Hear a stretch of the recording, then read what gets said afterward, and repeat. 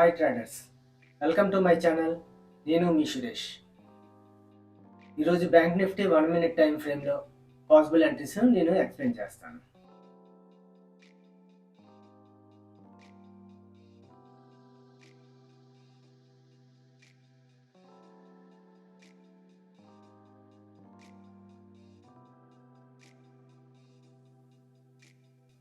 Trend line break అయినా మనం entry తీసుకోవచ్చు, లేకపోతే ఇక్కడ ఛానల్ ఉంటుంది, ప్యారలల్ ఛానల్.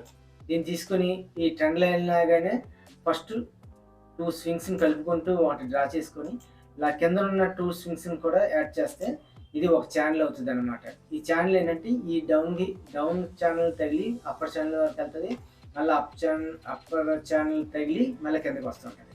ఎప్పుడైతే ఇది ట్రెండ్ బ్రేక్ అయ్యిందో అప్ ట్రెండ్కి మనం ఎంట్రీ తీసుకోవచ్చు. మార్కెట్ ఈ ట్రెండ్ లైన్ బ్రేక్ చేసిన తర్వాత మళ్ళీ సపోర్ట్ తీసుకొని పైకి వెళ్తుంది. ఈ సపోర్ట్ ట్రెండ్ లైన్ మీదైనా తీసుకోవచ్చు, లేకపోతే ప్రీవియస్ క్యాండిల్స్లో ఎక్కడ ఉన్నది అనేది చూసుకుంటే ఇక్కడ ఇన్బ్యాలెన్స్ ఒకటి వచ్చింది. ఈ ఇన్బ్యాలెన్స్ దగ్గర మనం లైన్స్ గీసుకుంటున్నాను.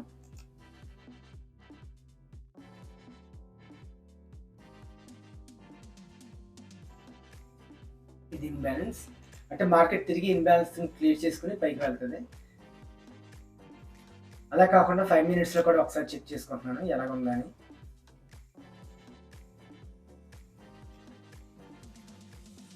ఫైవ్ మినిట్స్లో ర్యాలీ బేస్ ర్యాలీ జోన్ వచ్చింది.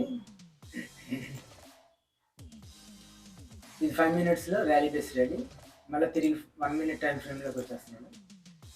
ఎంట్రీ పాయింట్ తిరిగి ఇన్బ్యాలెన్స్కి వచ్చిన తర్వాత బై చేస్తాను.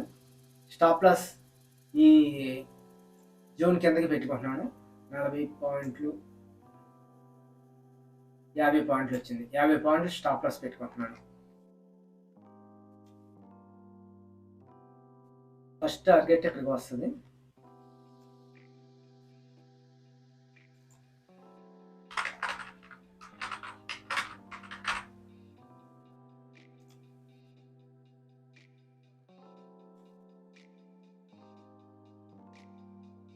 ఫస్ట్ టార్గెట్ 115 పాయింట్లు.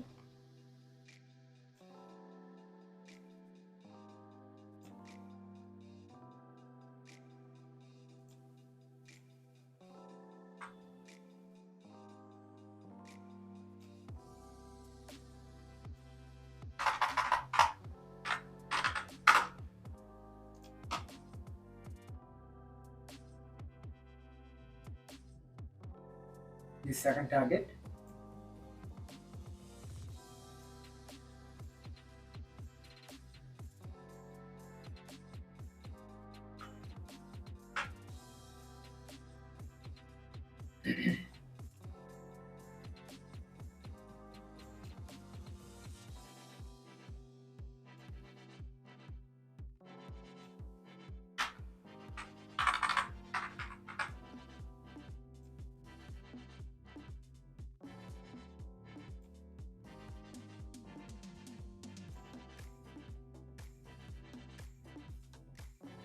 నేనైతే first target, second target, third target పెట్టుకున్నాను.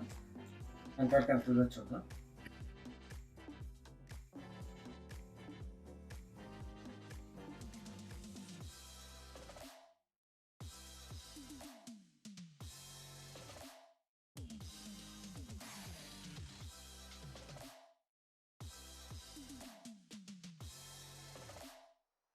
ఫస్ట్ టార్గెట్ రీచ్ అయిపోయింది. ఆర్డర్ బ్లాక్స్ కానీ బ్యాలెన్స్లు కానీ ఉన్నాయేమో ఒకసారి 5 మినిట్స్లో ఒకసారి చెక్ చేసుకుంటున్నాను.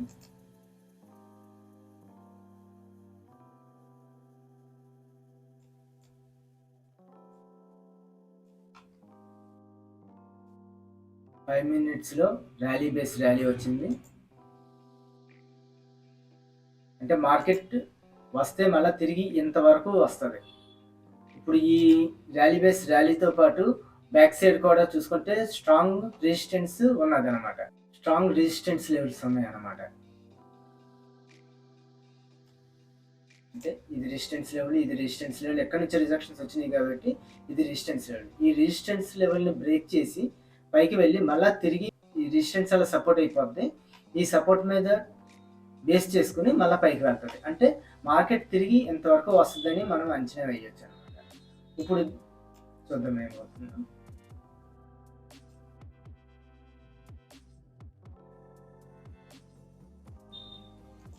1 మినిట్లో చేంజ్ చేస్తున్నాను. చూడండి కరెక్ట్గా మనం గీసుకున్న ఈ ర్యాలీ బేస్ ర్యాలీ దగ్గర వరకు వచ్చి మళ్ళీ రిజెక్షన్స్ వచ్చి పైకి వెళ్తుంది.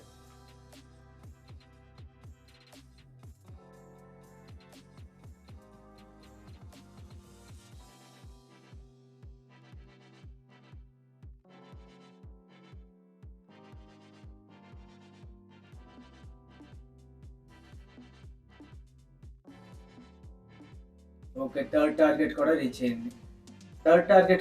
అయింది. మనం ఇప్పుడు ఏం చేస్తామంటే ఇక్కడున్న స్టాప్ లాస్ని మనం ఇక్కడ మార్చేసుకుంటాం అనమాట. మార్చుకుంటే ఇక్కడికి మనకి ఎన్ని పాయింట్లు క్యాచ్ చేసినట్టు, 350 పాయింట్స్ మనం క్యాచ్ చేసినట్టు.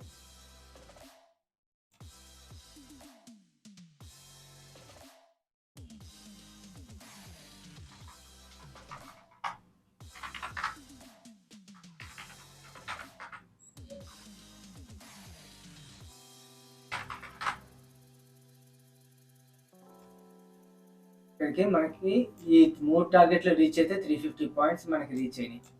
మనం స్టాప్ లాస్ని మనం ఇక్కడికి మార్చేసుకుంటున్నాం అనమాట. అంటే 350 పాయింట్స్ దగ్గరికి మనం పెట్టేసుకున్నాం. సో మార్కెట్ అయిపోయింది, మనం 350 పాయింట్స్ మనం గెయిన్ చేసినట్టు అనమాట.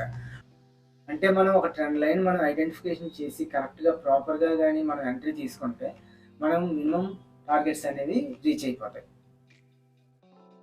మనం ఎంట్రీ తీసుకున్న తర్వాత మార్కెట్ డైరెక్ట్గా పైకి వెళ్ళిపోదు. ఎప్పుడు అది పైకి వెళ్ళిన తర్వాత కొంత కరెక్షన్ తీసుకుంటుంది, మళ్ళీ పైకి వెళ్తుంది, మళ్ళీ కరెక్షన్ తీసుకుంటుంది.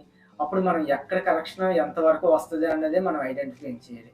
అది ర్యాలీ బేస్ ర్యాలీయా, లేకపోతే ఇన్బ్యాలెన్స్లా, ఆర్డర్ బ్లాక్స్లా, బ్రేకర్ బ్లాక్స్లా, ఎక్కడ ఏమున్నాయో చూసుకుని అంటే ఆ ప్లేస్ వరకు మనం వెయిట్ చేసి చూడవచ్చు.